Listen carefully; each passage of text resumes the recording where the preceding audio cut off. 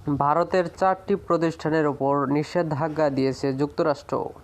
ইরানের পেট্রোজাত পণ্য বিক্রি ও পরিবহনের সঙ্গে যুক্ত থাকার অভিযোগে এই নিষেধাজ্ঞা দেওয়া হয়েছে। গতকাল সোমবার এই তথ্য জানিয়েছে যুক্তরাষ্ট্র সরকার।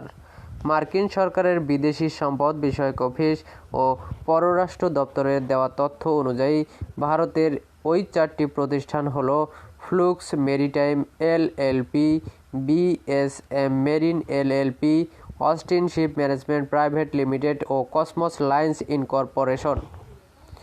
এই 4টি প্রতিষ্ঠানের মধ্যে কসমস লাইন্স ইনকর্পোরেশনকে ইরানের পেট্রোলজাত পণ্য পরিবহনে জড়িত থাকার অভিযোগে নিষেধাজ্ঞার আওতায় আনা হয়েছে।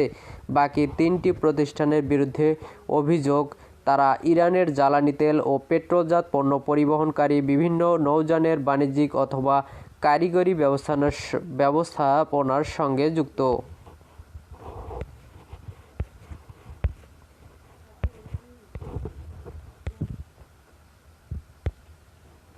যুক্তরাষ্ট্রের অর্থমন্ত্রী স্কট বেসেন্ট বলেন, নিজেদের জ্বালানি তেলের বিক্রি বাড়ানো ও অস্থিতিশীল কর্মকাণ্ড পরিচালনার জন্য তহবিল সংগ্রহ করতে নৌযান পরিবহনকারী ও মধ্যস্থতাকারীদের একটি গোপন নেটওয়ার্কের উপর নির্ভর করছে ইরান।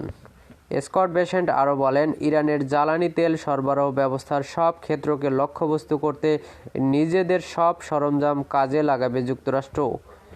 আর যারা ইরানের তেল নিয়ে কাজ করবে তারাও নিষেধাজ্ঞার উল্লেখযোগ্য ঝুঁকির মুখে পড়বে, কারণ তেহরানের উপর বড় পরিসরে নিষেধাজ্ঞা রয়েছে। অনেক দেশ ও প্রতিষ্ঠান সরাসরি ইরানের তেল কেনে না। গতকাল যুক্তরাষ্ট্র সরকারের এক বিবৃতিতে বলা হয়েছে, এই নিষেধাজ্ঞার পরও ইরানের জ্বালানি তেল বাণিজ্য চলছে। নিষেধাজ্ঞার আওতায় থাকা ইরানের তেল পরিবহনকারী ট্যাঙ্কারগুলো বন্দর এলাকার বাইরে নিষেধাজ্ঞার আওতায় না থাকা নৌযানে তেল সরবরাহ করছে। পরে এই তেল বিদেশি ক্রেতাদের কাছে পৌঁছে দেওয়া হচ্ছে।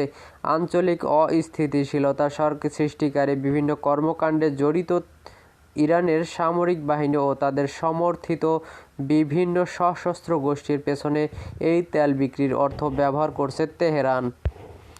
যুক্তরাষ্ট্রের অর্থ মন্ত্রণালয় গতকাল এক সংবাদ বিজ্ঞপ্তিতে জানিয়েছে, ভারতের 4টি প্রতিষ্ঠান ছাড়াও ইরানের জ্বালানি তেল বিক্রি ও পরিবহনে যুক্ত থাকার অভিযোগে সংযুক্ত আরব আমিরাত, হংকং ও চীনের বিভিন্ন প্রতিষ্ঠানের ওপর নিষেধাজ্ঞা দেওয়া হয়েছে। এছাড়া ইরানের রাষ্ট্রায়ত্ত জ্বালানি প্রতিষ্ঠান ন্যাশনাল ইরানিয়ান অয়েল কোম্পানির প্রধান ও ইরানিয়ান অয়েল টার্মিনালস কোম্পানিকে নিষেধাজ্ঞার তালিকায় রাখা হয়েছে। যুক্তরাষ্ট্রের নিষেধাজ্ঞার আওতায় থাকা প্রতিষ্ঠানের ওপর আমদানি বা রপ্তানির নিষেধাজ্ঞা, তাদের সঙ্গে বাণিজ্য বন্ধ করা, তাদের সম্পদ জব্দ করা এবং এক বা একাধিক দেশের ব্যাংক ব্যবস্থা ও মুদ্রা ব্যবহারে তাদের ওপর নিষেধাজ্ঞা দেওয়া হয়।